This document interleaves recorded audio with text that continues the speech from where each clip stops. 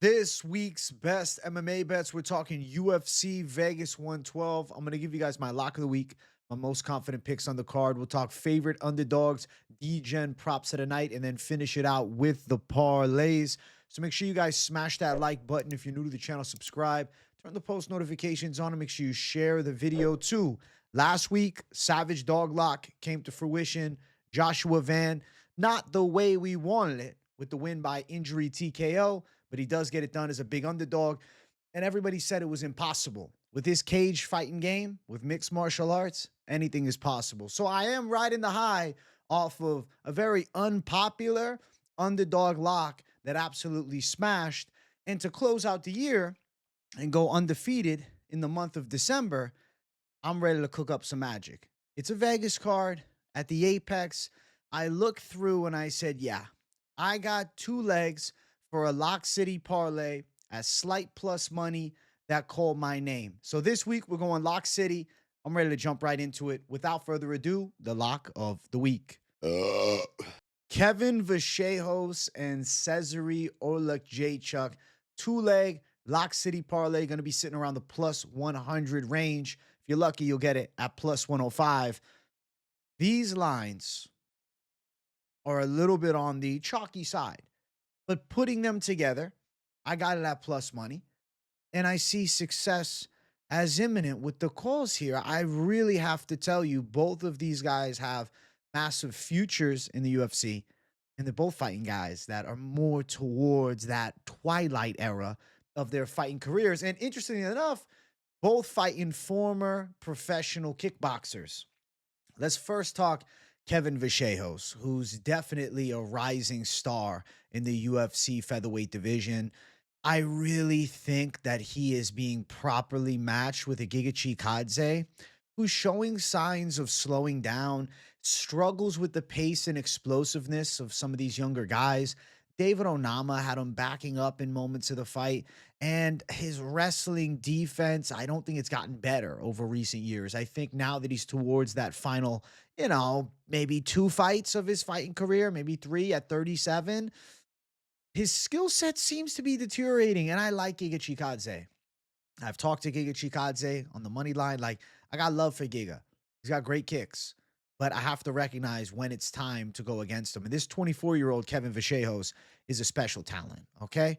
He's on the rise right now, and he has one pro loss, and it's to John Silva, who's a destroyer of worlds. And he still was able to go the distance. I look at this matchup and I see Vallejos with pressure. I see Vallejos closing the gap and threatening with some takedowns.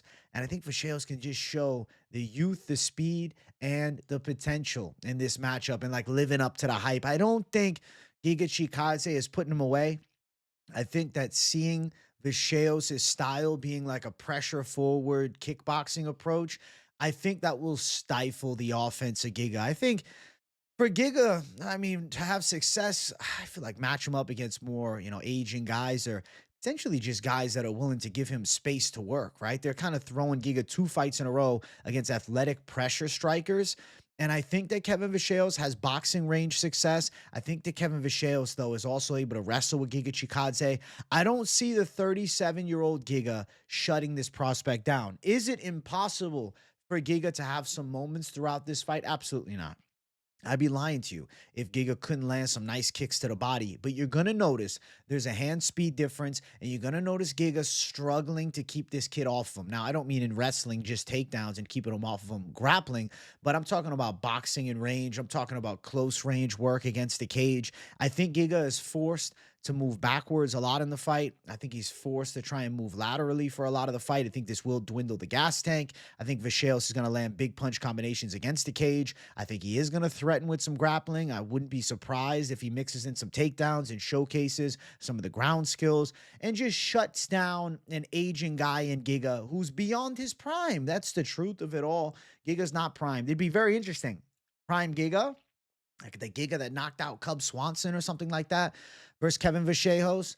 But I think it's just a matter of fact that the younger man should be able to pass the, ultimate gatekeeping test for him here to break into the top 15. They're giving Vallejos this fight too because they see the chink in Giga's armor, and like now is the time for Vallejos to get a big name win. This is massive for his resume. I mean, beating Giga Chikadze is a big deal, regardless of him being 37 years old. You're talking about one of the nastiest kickers in the featherweight division ever. But the signs of slowdown are just too evident to me. And, even Giga's win against Alex Caceres, I was underwhelmed. Wasn't really able to hurt Caceres substantially in that fight. He got out, not really outworked. He still was able to out kickbox, but like he got pushed against Alex Caceres, who's nowhere near the caliber striker Vallejos is. And then the fight after that, he got beat by Arnold Allen. Fight after that, David Onama.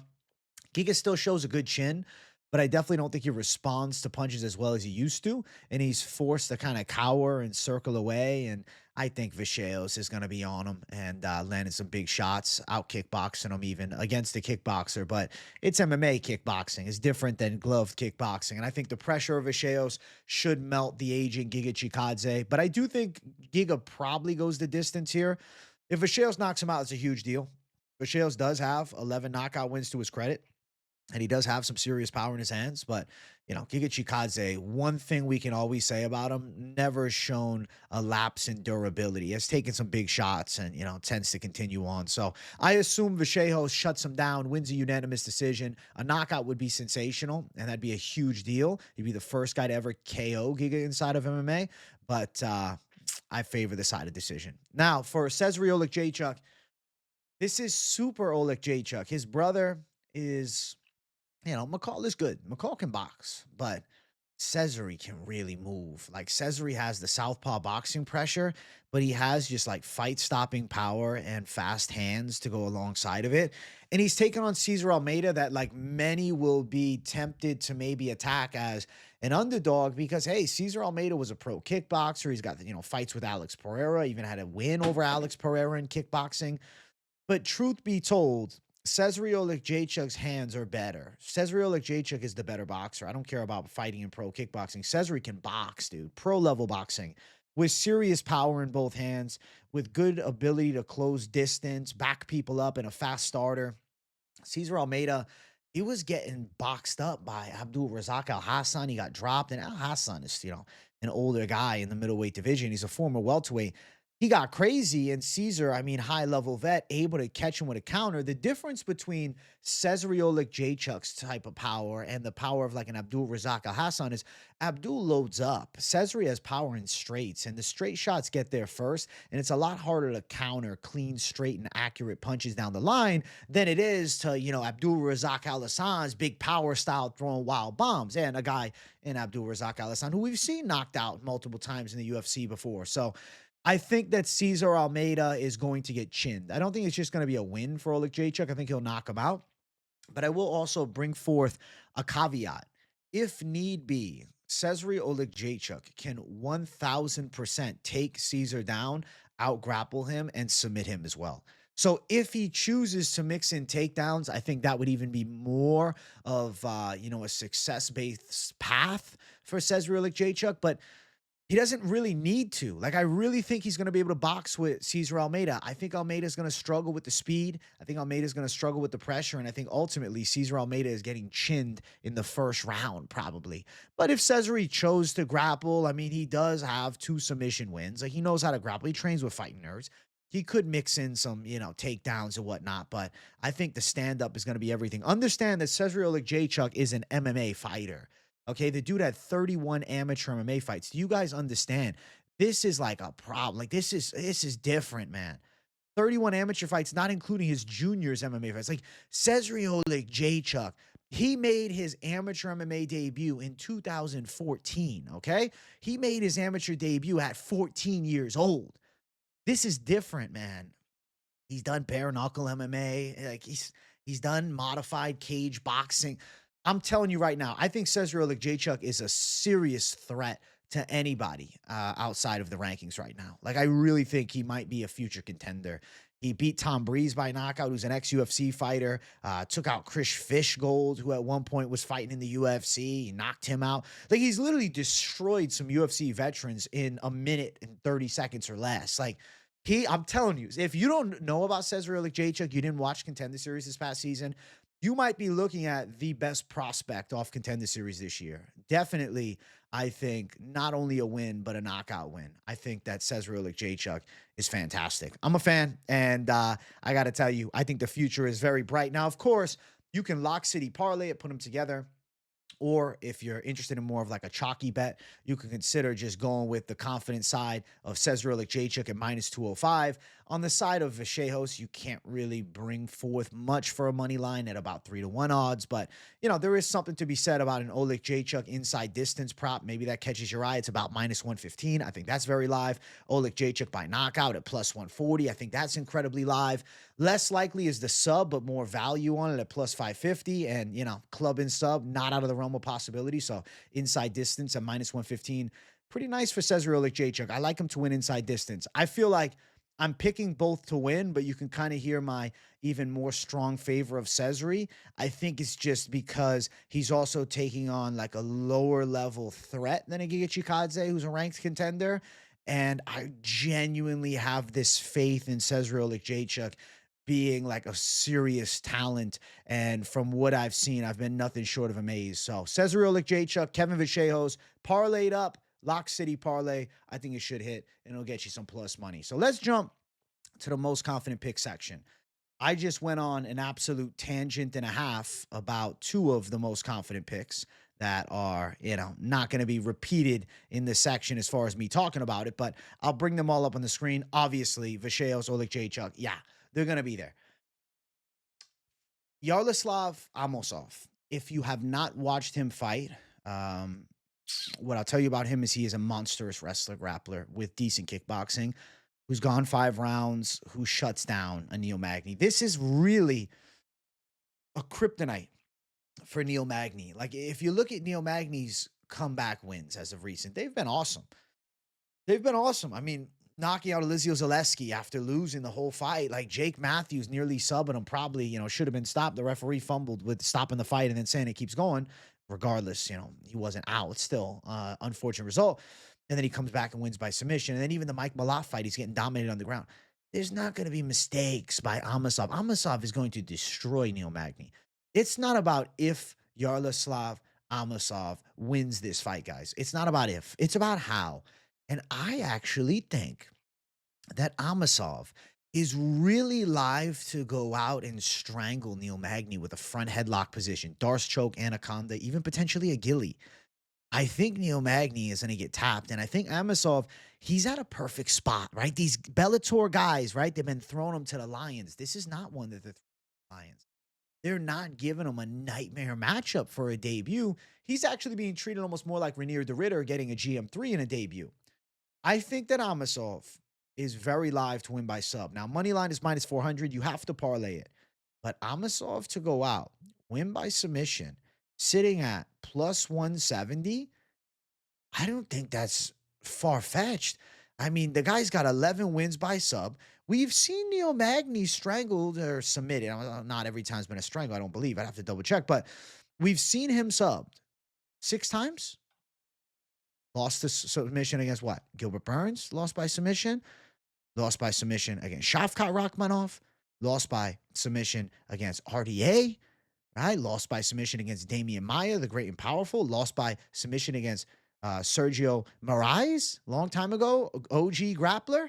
After he was on the Ultimate Fighter, that's a throwback and a half. Dude, I really like the chances of this sub. And the strangulation has been the weakness. He has been strangled 6 times. I think that Yaroslav Amosov is going to win by sub. I'm very excited to see this UFC debut. He's been a problem outside of the UFC for a long time. Some absences in his career, 5 fights across 5 years, but he did fight 8 months ago.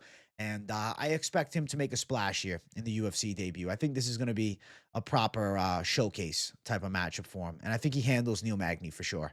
He was 27-0 at one point. I mean, he was, you know, closing in on Khabib's record, and then obviously lost to Jason Jackson, who's a quick kickboxer and was able to stop the takedowns.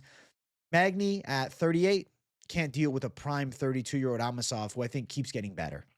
So Amosov to go out and not only win, but I'm going to say he goes out and he shows out. That's what I'm feeling about this. I think he goes out and he shows out, and, puts on a hell of a performance, man. I mean, he's also had American top team. I'm telling you, Amosov, keep your eye on him heading into 2026. He's definitely a top 15 capable threat. And I think Neil Magny is cooked in this matchup. Next up, I'm putting Manel Kape in the slate. I have to, bro. I have to. I love some Brandon Royval, but I think Kape wins the decision. I think Kape outboxes him, man. With Brandon Royval, he's so willing to engage, and he's obviously just at a speed disadvantage in punch range. Manel Kape is a sharp shooter. They have the same reach. Where Brandon Royval can thrive is leg kicks. I think using some range and attacking the calf of the fellow southpaw is actually a smart strategy for the side of Brandon Royval. But I really feel as though this is Kape's showcase opportunity. I think Kape is going to have some big moments in the close range. I think Kape is going to hit him with some hard shots. I think Kape's going to show 5-round cardio. His takedown defense is quite good. His grappling defense is sound.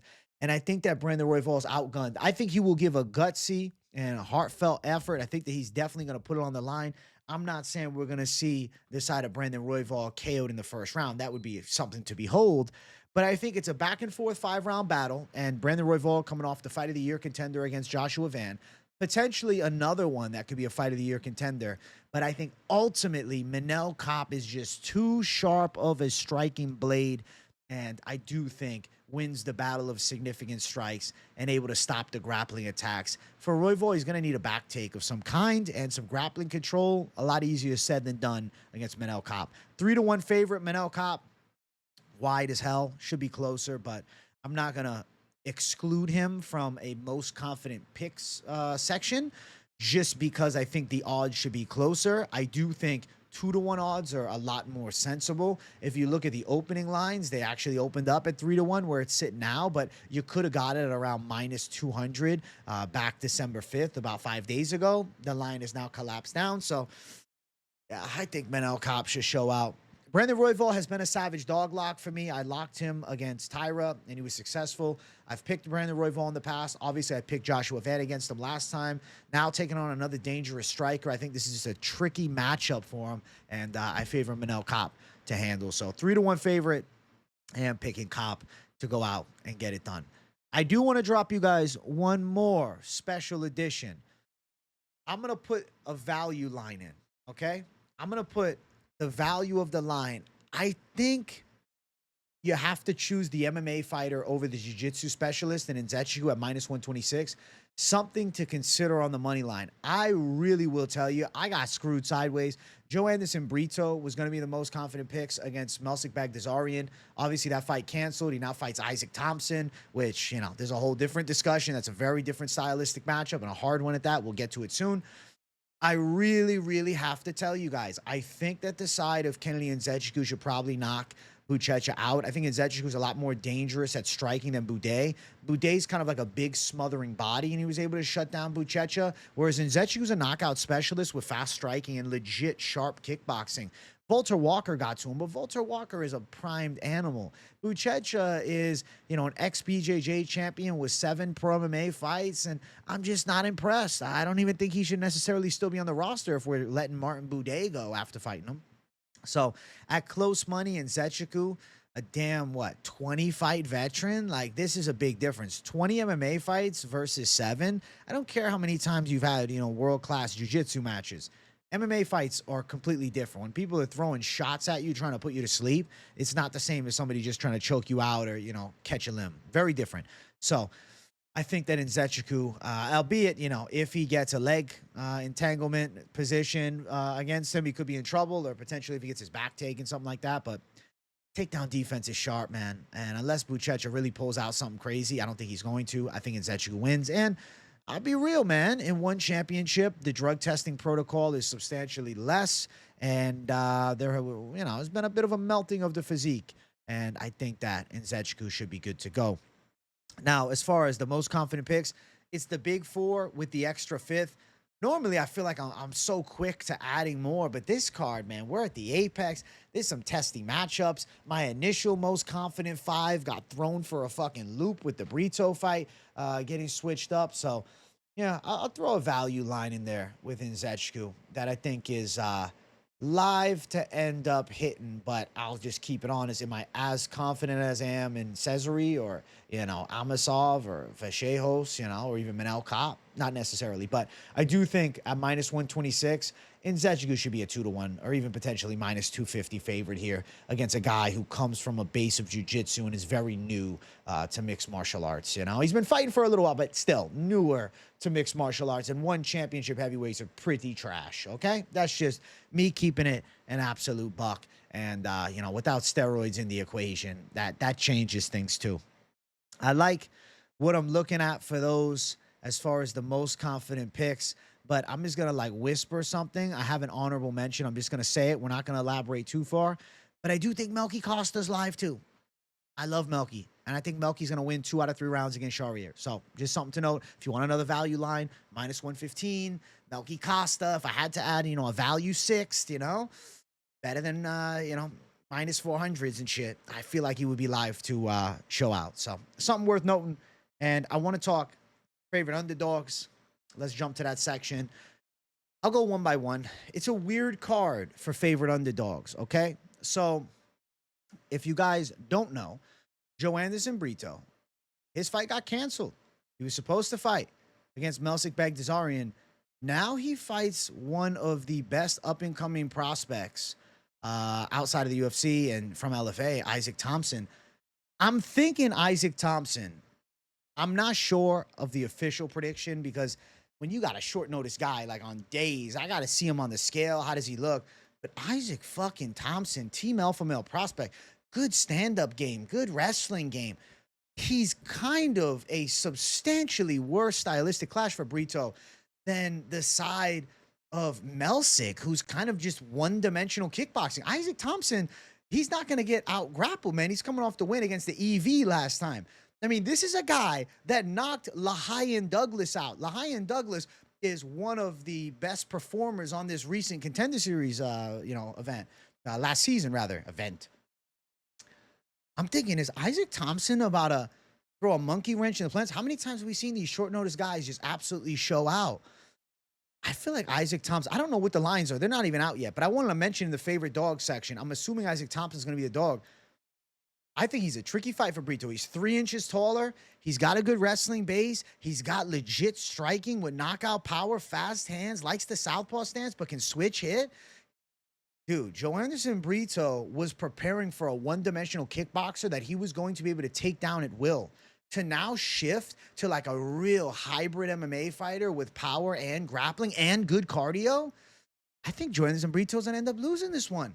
So I'm going towards Isaac Thompson. And obviously, I want to see the face-off. This is the early prediction for it. I want to see the face-offs. I want to see how he looks on the scale, how the weight cut go. But I definitely must tell you that this kid has some fucking juice. This kid has some juice, man. This kid's got something here. This kid's interesting. Interesting. Very interesting to me. I really think that something about him. I don't know. Something watching the tape on him, I was like, this fucking kid can move. This kid's got cardio. This kid's got knockout power. And he's taking on a Brito. It's kind of simple with the explosive blitzes, who thrives when he has a wrestling advantage and a physicality edge. And with Joanderson Brito, we got to keep it real. Jack Shore win. Bro, Jack Shore was a bantamweight. At the end of the day, really moved up, beat Makwan Amir Khan. He doesn't mean much, and then lost 2 fights. Like, Jack Shore is a bantamweight that retired from MMA. Jonathan Pierce, he's got, solid pressure wrestling, but that's kind of it. He's one-dimensional, and Brito was still getting out-wrestled by him before hitting the ninja choke. Weston Wilson is not close to UFC level. Beat Jekasaragi, who's not good. Lucas Alexander is the king of fucking wilting in fights. He's not very good. Misses weight, getting fucking beat by Jekasaragi and Bogdan Grad.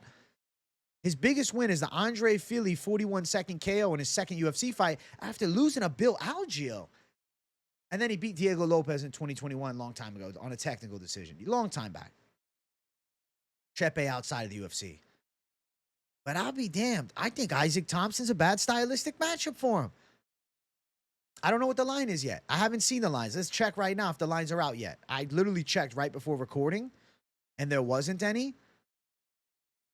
Prelims, newcomer, stats, Isaac Thompson, odds, no odds. But I'm telling you, I think Isaac Thompson is going to be at least a plus 150 underdog.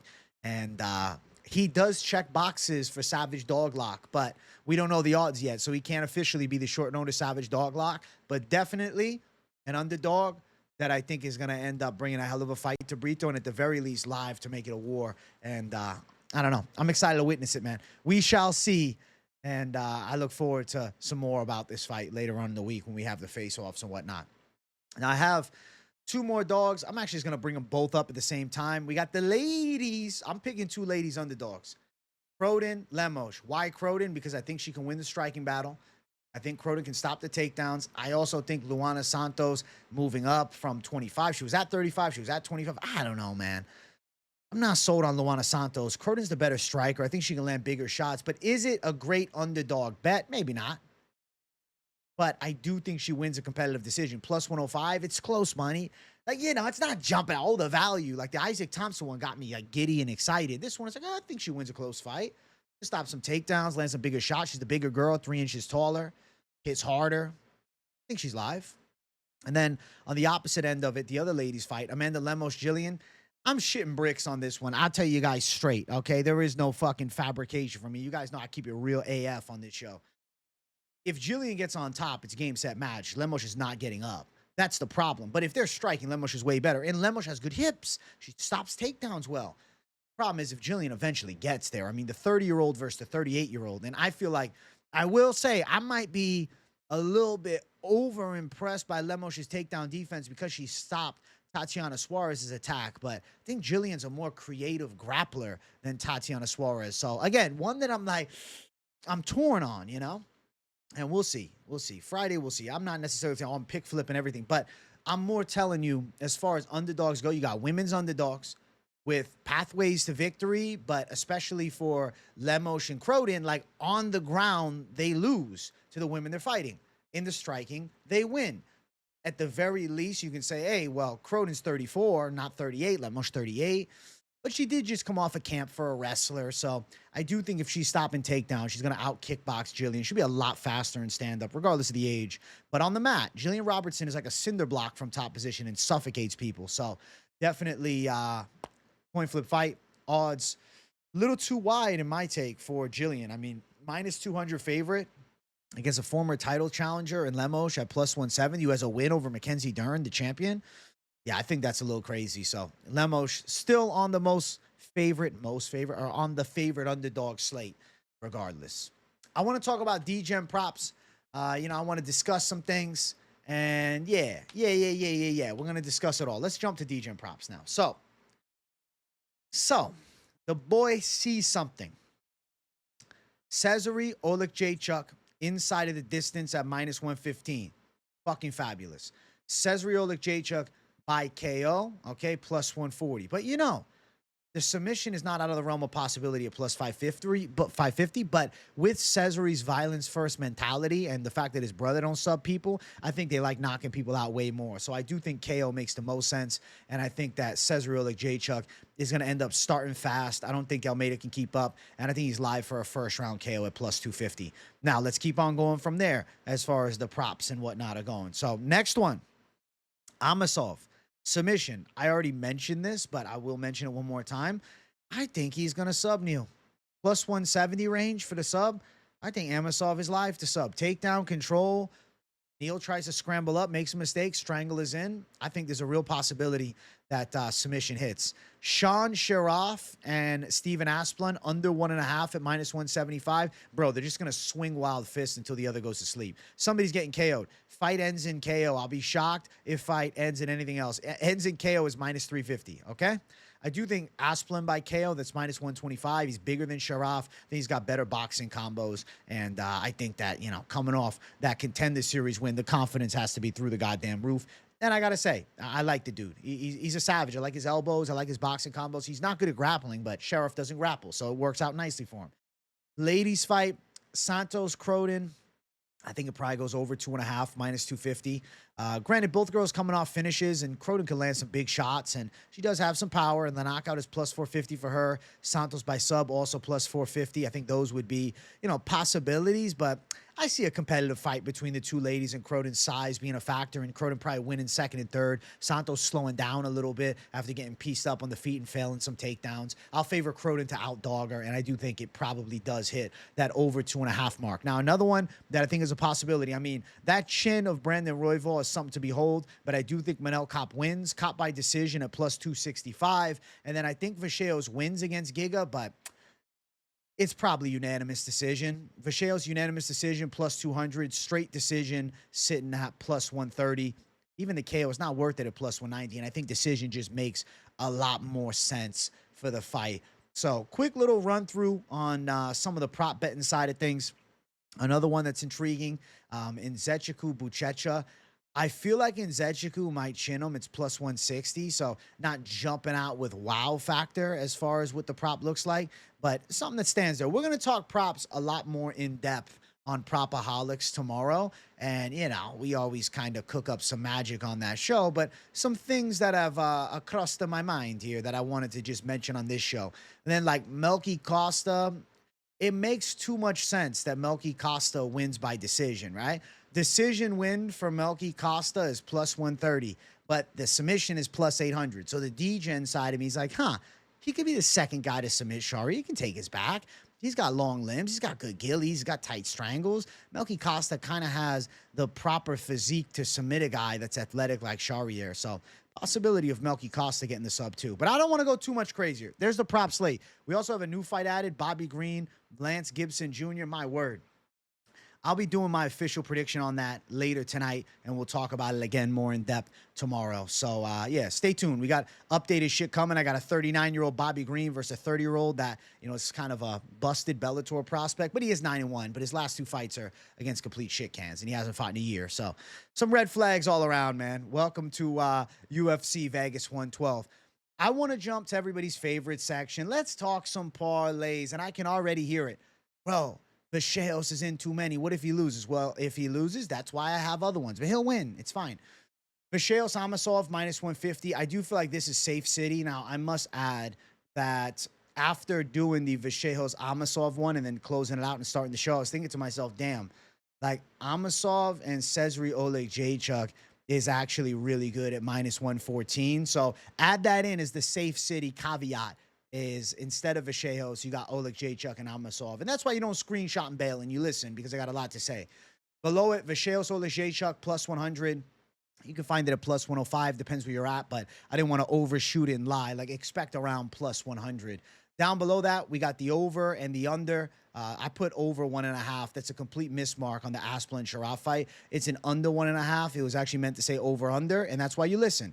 Asplund Sharaf, Santos Croden, plus 120. Down below that, Vallejos, Oleksiejczuk, and Amosov, the big three should hit at plus 150. And then if you like the over in the Croden fight as well with Vallejos and Oleksiejczuk, it's plus 180. It's a nice little trio. Oleksiejczuk, Amosov, Oleksiejczuk. If you don't want to play Vallejos, but you like the chances of the other three hitting, I do think they all have clear pathways at plus 232. And then nice four at plus 233. Kape, Amosov, Oleksiejczuk, Vallejos. Four quality, confident calls. Then down below it, you take out the side of Kape, you go Vallejos, Oleksiejczuk, Amosov, and then the over 2.5 in the Croden fight at plus 250. Then I'm like, this one's intriguing. Vallejos, Oleksiejczuk, and Oleksiejczuk, plus 254. Live to hit. Live to hit. Lock City plus Oleksiejczuk. Then Lock City plus Amosov and Oleksiejczuk, plus 342. Listen, I had to throw some chalk in the heater to get some plus money on this fucking lines, man. And I don't know what the Isaac Thompson line is, so I couldn't throw a Degen doggy style parlay yet, but you will see it under me here on Friday during the weigh-in recap show, so make sure you guys tune into that. Then down below, we got the full alternate slate. Costa and Oleksiejczuk in over 2.5. Croden Santos. You're just looking for alternate action. Two value lines with Croden and Santos, but they are money lineable, so you don't have to chase it in a parlay. 5-leg wonder, Vallejos, Oleksiejczuk, Amosov, Kape, and Oleksiejczuk plus 490. Down below that, Oleksiejczuk over 2.5, Croden Santos with the big three, Vallejos, Oleksiejczuk, and Amosov at plus 519. That's a pretty good 5-to-1 5-legger. Below that is a duo cycle. You don't want to go for the three, but you're like Oleksiejczuk KO and Amosov sub makes too much sense. Plus 566. Now, this one is solid. Asplund under 1.5 with the Santos Croden over 2.5 with Vallejos, Oleksiejczuk, and Nzechukwu. You need value on the damn Nzechukwu line to make it worth your while, plus 678. Down below that, we got 10-1. Vallejos, Oleksiejczuk, Amosov, Kape, Nzechukwu, and Costa at plus 1,003. My word. And then below that, Oleksiejczuk KO, Amosov sub, Vallejos decision, a cycle parlay plus 1,539. If you don't like that Vallejos decision and instead you want to go with Kape decision, plus 2,358 for the Savage cycle parlay as well at the end of it. Yeah, madness is upon us all. But I do think I got some nice calls here. I do think what I'm saying is making a lot of sense. And this is a little alternate safe city right here, which I think is nice. Now, you know, there's other heavyweight fights, like you're betting on debuting guys, dangerous work.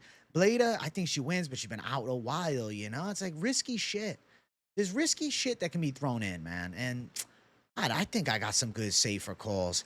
I do think they're live to come through. I'm just going to quickly create the super cycle parlay for the people. So Kape by decision with the side of Vallejos by decision as well. Okay, this is the super cycle parlay. And then you're going with the side of Cesare Oleksiejczuk by knockout, which you could also do inside distance, and we'll do one with that. And then you down below it, you say, well, I believe in Amosov by sub. You think he goes out and strangles Neil Magny. I do think he's going to strangle Neil Magny. Plus 185. You got plus 6,045 for the super cycle. Now, if you don't trust Oleksiejczuk by KO, but maybe you like everything else, you want to take that off, you could also just run it with that. But instead, you can throw an inside distance to keep yourself a little cleaner on the other side. It's still plus 5,000. It's still a good plus 5,000 line.